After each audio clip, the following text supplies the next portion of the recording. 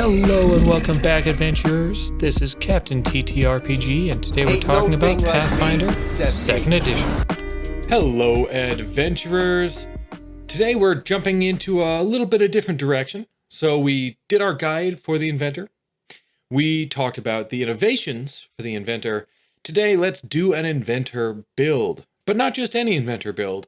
No, I'm going to lean back on something I tried earlier and try it again. We're going to do a pop culture build that is an inventor build. Today, we are talking about Rocket Raccoon, which you knew because it was in the title. But anyway, that's who we're talking about. Who is Rocket Raccoon?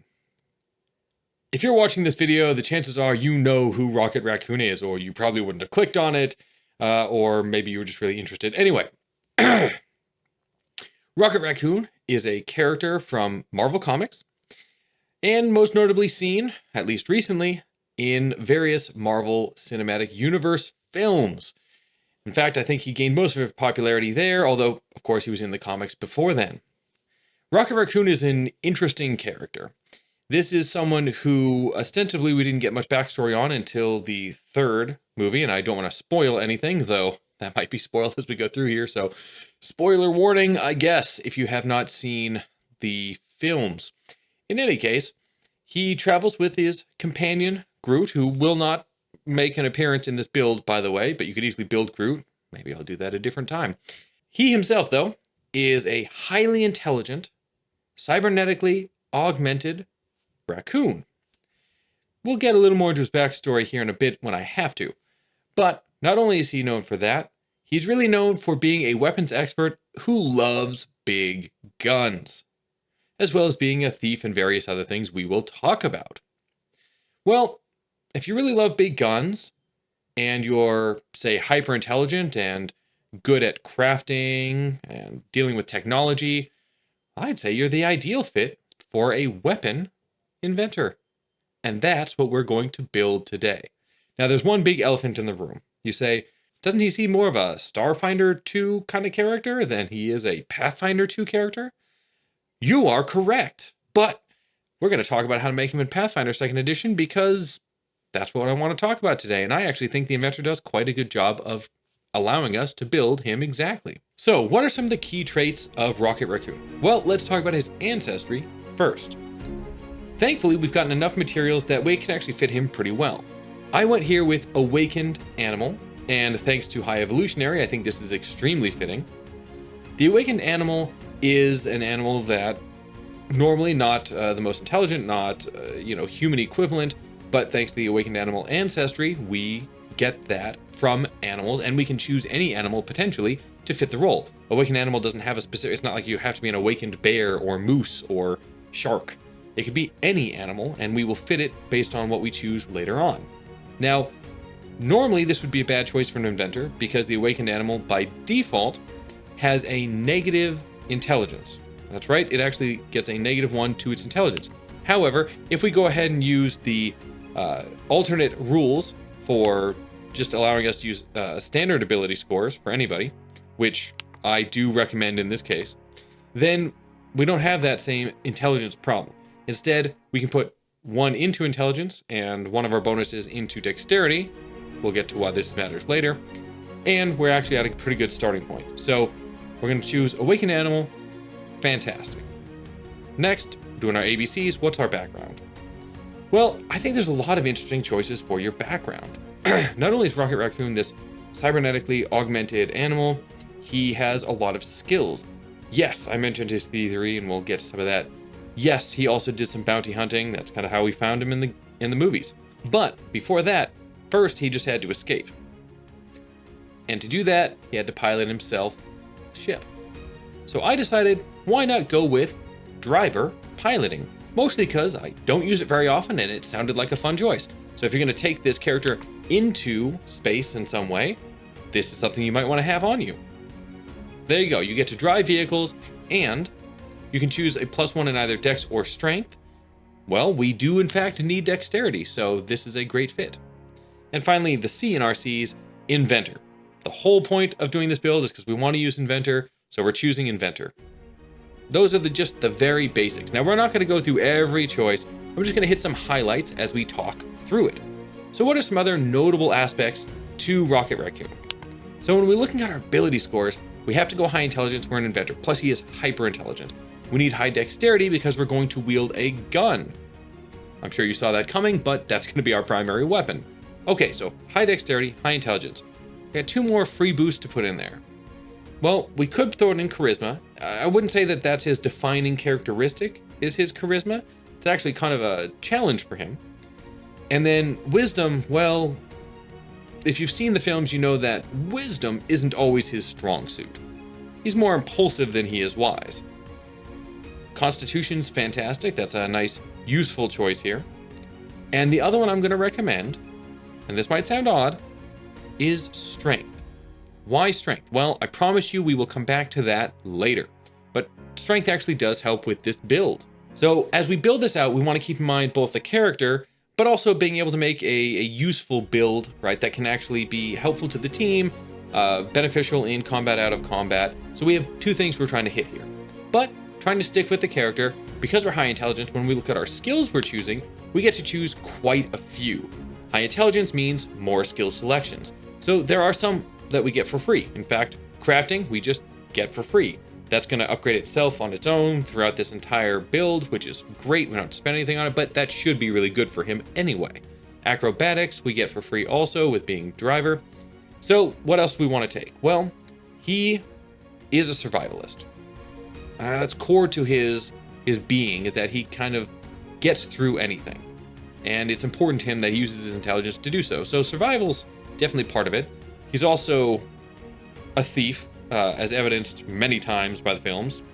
So thievery feels like a perfect fit. Stealth, I think, is very fitting for him as well, given both his small stature, but his intelligence in the situations, he'd know when to hide and when not to. And then a couple other choices. I went with, I think there's a lot of options here, so I don't think there's anything you have to go with or need to avoid. I avoided a lot more of the magics because he doesn't really lean into magic so much, so I kind of stayed away from a lot of that. I did give him 1 charisma-based skill, that's deception. I think that it's kind of fitting for his character to deceive others. And then we've got nature in here, mostly because I ran out of other good things to give him, and society, which I think he likes to understand well because he has to exist outside of it well enough. First, you have to understand it to exist outside of it. And then finally, I gave him medicine as well, just part of that know-how sort of situation. He could patch people up, although it may not be in the way that you want. Here's another big choice, though. So he's an awakened animal, but if you've seen the 3rd Guardians of the Galaxy film, and if you haven't, spoiler coming, again, I'm sorry. He is not only this awakened animal kind of being, but he's also cybernetically enhanced. Well, if we want to really bring that across, I decided to go with a custom mixed heritage to make him part android. This just felt like the best way to give him the cybernetics that aren't necessarily in the game because it's Pathfinder and not Starfinder. With that, I gave him low light vision. You can give him dark vision, no enhanced vision, but I just went ahead and gave him that. And then as far as an Ancestry feat goes, there's, I think, a lot of options here. He doesn't use those cybernetics that we see too often, so I think you could go with quite a few different things here. I actually went with learn by watching. We want to kind of evolve him over time, and I think that that's really an interesting choice where he can be good at whatever he's seen others be good at. So we've gotten the basics down. We're choosing our innovation. Weapon innovation was a clear go-to here, but you might think, okay, sure, he doesn't have a robot with him, so you don't want to use that style, but why not armor? Why weapon? That'll play into one very specific choice that we're going to make. Going forward with the build, I'm not going to talk too much about every single level, but there are specific choices that I think are valuable that bring across his character, but also bring across interesting play lines. First thing is, I always do free archetype when I do a character build. My free archetype here I went with was Gunslinger. Now, I think there are actually some really good choices. I don't think you have to do Gunslinger. I wanted to really lean into his big weapon side, so I went that way. There are other choices like Unexpected Sharpshooter that might actually be more useful some of the time, but he's not clumsy like that. It's not an accident. He's quite good with his weapons. I just don't think anything else quite gets it across the same way that Gunslinger does, but I do think that there might be more useful options, even if it's something like Overwatch, for helping your team out or for your individual build. As for which Gunslinger way, Well, it didn't make sense to go pistols. He's not a pistol guy. He's not a melee and gun guy, so Drifter was out. So it really left us with just 3 good choices: the Sniper, the Trigger Brand, and the Vanguard. The thing is, he's not going to use combination weapons because he doesn't want to get up there and start smacking you with a gun sword. That's not really his thing. And you also don't want to be trying to use athletics-based abilities while holding your gun, which really left us with Sniper. Now again, if we had a different type of build that could lean into automatic weapons, great, we would do that. Starfinder, someday I'm going to build Rocket there too, but for this one, I actually went with Sniper. As we get down to level 4, we get to one of what I think is like the critical choices for this build. The reason I went weapon over armor is for Megaton Strike. Megaton Strike is unique in what I'm going to call the power attack style abilities. So if you know D&D from long ago, or you know play Pathfinder 1st edition, power attack is absolutely a thing. And you're taking, in this game, in Pathfinder 2nd edition, it means taking 2 actions to make a single strike, but dealing damage with extra dice. Multiple classes have this type of thing. Fighter probably best known because they have it at level 1. But we also get the same thing in Inventor called Megaton Strike. And this also adds extra dice, 1 extra dice at level 4, 2 at 10, and 3 at 18th level. But there's caveats. If you are an armor innovation, that means that you can only make a melee unarmed attack or a melee weapon attack with this. If you have the construct, it's your construct that does this. If you are a weapon innovation inventor, you strike with your weapon innovation. That's it, which means we can use a gun with Megaton Strike. And we can make it unstable if we want to. If we make it unstable, we add even more dice.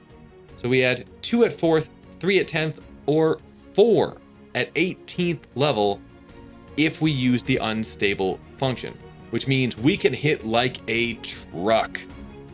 This is a big part of why we went weapon innovation. So that's my suggestion at 4 to really fit the character. Boom, there you go. As far as what we're seeing out of your gunslinger, I think there's a lot of options here. I like munitions crafter just because he's going to probably want to craft his own ammunition, high intelligence. He can therefore do these different types of damage with his guns. I think that fits him really well. The next big choice that I think was really valuable for this build is another one that allows us to do high damage. Again, he's very focused on that damage. And that's not to ignore all of the things that we took around crafting. He gets Inventor for free, but there's a lot of other crafting that I've taken with this build, which of course I will link in the description so you can take a look at it if you want to, as well as stealth related feats because we did take Sniper. But at level 8, for the Inventor side, and I don't think this is a must-have, not like Megaton Strike, which I really think is important for this build, I went with Megavolt. Why Megavolt? Is it the strongest ability? No. It's really only good if you make it unstable, to be completely honest. But it does give us the option to do some AoE damage that we can still fire from our gun. So rather than picking off a single opponent with a single shot, we can blast through a whole line of opponents with a massive laser-like blast. And I just feel like that's very fitting and something he would build onto a gun that he's kind of tricked out. And again, when we're talking about Gunslinger, this is a good time where I think you could pick up something like Alchemical Shot, again leaning into that building his own weapon kind of design. At level 10, you can upgrade Megaton Strike to Gigaton Strike, just something to keep in mind. I don't think it's necessary, but pushback in the game can be really useful when you're using a ranged weapon. If they can never get to you, well, they're in a lot of trouble. And I can continue this road, upgrading previous things. If you take Megavolt, I chose Gigavolt as well. I also like unstable redundancies. We talked about both Megaton Strike and Megavolt, both being unstable, being really good. So making sure that you can always get 2 of these to go off in an encounter rather than just 1, very, very helpful.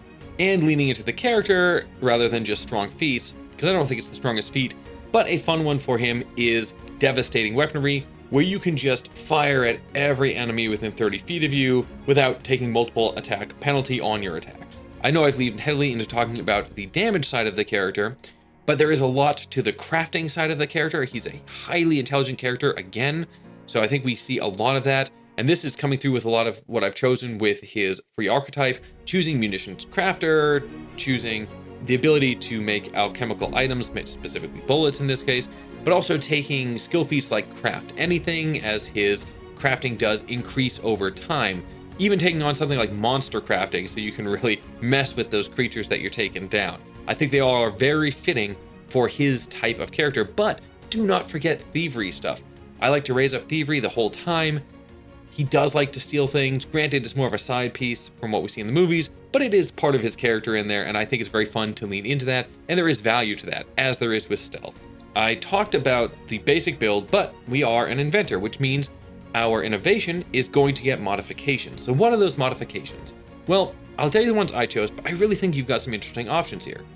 For level 1, we've got a few that can relate to ranged weapons, but the one I went with is blunt shot. I didn't need to use an advanced weapon in this case, or else I would have taken advanced proficiency, but I do like blunt shot. Not because very often he's going to have a lot of sympathy for those he's attacking, but remember his bounty hunter kind of heritage there a little bit, and this gives him a way to take somebody out without killing them. And that, I think, does lean into who he kind of started as in the film. As for a breakthrough modification, I went with Manifold Alloy. This is because as a character choice, it has nothing to do with his character choice. This is just to fit in the game.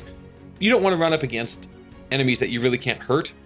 And even though you're going to have munition crafting and be able to do different types of damage, I do think it's still nice to be able to deal extra damage to those who are weak to things like cold iron. Very valuable. And the other options at this level, well, rope shot doesn't help us too much because part of it is getting the ranged trip trait, which we already took from blunt shot. And advanced rangefinder, well, guns have a long distance. In fact, the gun that I chose for this build has plenty of range. You really don't need to worry about adding more range. And finally, at level 15, I love this one because it fits the build really well. We can't use automatic weapons. Yes, there is a trait for certain weapons, repeating weapons, but they don't have the same punch that we need out of a Rocket Raccoon style gun. So the best we can hope for is to not have to reload too much. Hence, momentum enhancer. This means that once per round, we can reload as a free action, essentially allowing us to just continue to fire rapid succession. I think that is critical to making this build really come together at high levels. Keep in mind this level 15, so it's not integral to the build all throughout, but I really think it's fitting for the playstyle for Rocket Raccoon. And all that's great. What did I choose? Well, there's lots of big guns to choose from. When all was said and done, I decided we need to go with something that's going to hit as hard as it can. And that means the Harmona gun. You could use the Barricade Buster if you're okay using an orc weapon. And that one's also quite interesting because it does actually have the repeating function on it, but it has volley 20 feet and it only has a range of 40. So I don't love that. The Harmona gun has a range of 150 feet. Yes, it has reload 1, and the only trait on it is kickback, which is, by the way, why we needed that strength. So with a +1 of strength, we can't use this without taking a penalty. But as soon as we get to level 5 and have +2 in strength, now we can use this and there's no penalty on it at all. So this is the long-term gun. Probably start with something that doesn't have kickback first, just so we don't have to worry about it. But eventually I would change to this weapon. And this is why I said we probably didn't need to extend the range. 150 feet should be enough for just about any case we get into. It does take 2 hands, very fitting for the way that Rocket fights. And again, the reload 1, it's a standard gun like that. So not a whole lot of traits going on, but a whole lot of damage. And when we're talking about using Megaton Strike, where we're adding more dice, you want it to be as high a damage dice as possible. There are other good gun options. I just really like this one for this character. Aside from that, there's a lot of choices we didn't discuss in here. We don't need to go through them all. I think you can find some very fitting choices to see what you want to come out of Rocket, come out into this character sheet. I will link what I have. What choices would you have made building Rocket Raccoon? Do you see him as a very different character than I see him as? Perhaps you wouldn't go inventor at all. Maybe you have a much better choice in mind. Leave your thoughts in the comments below. I'm going to think about how I build Groot, and as always, adventure on.